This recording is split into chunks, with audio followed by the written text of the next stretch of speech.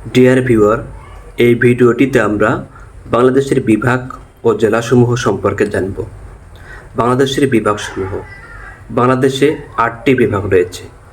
বিভাগসমূহ হল ঢাকা, চট্টগ্রাম, রাজশাহী, খুলনা, বরিশাল, রংপুর, সিলেট ও ময়মনসিংহ। ঢাকা বিভাগে মোট ১৩টি জেলা রয়েছে।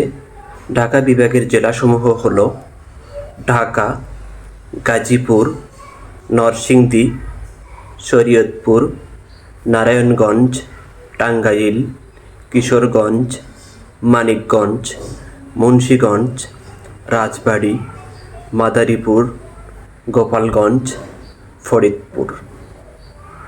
চট্টগ্রাম বিভাগে মোট জেলা রয়েছে ১১টি।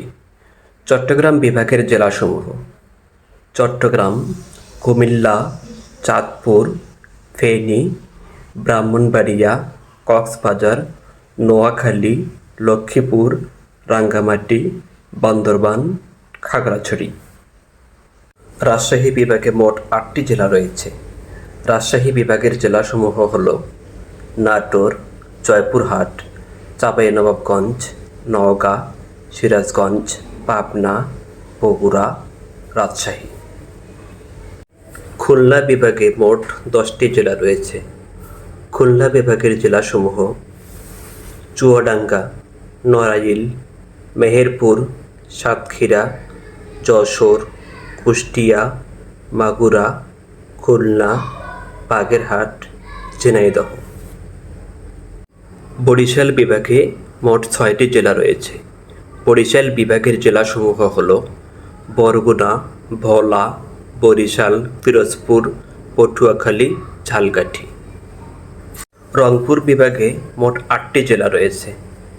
রংপুর বিভাগের জেলাসমূহ গাইবান্ধা, ঠাকুরগাঁও, রংপুর, কুড়িগ্রাম, পঞ্চগড়, দিনাজপুর, লালমনিরহাট, নীলফামারী।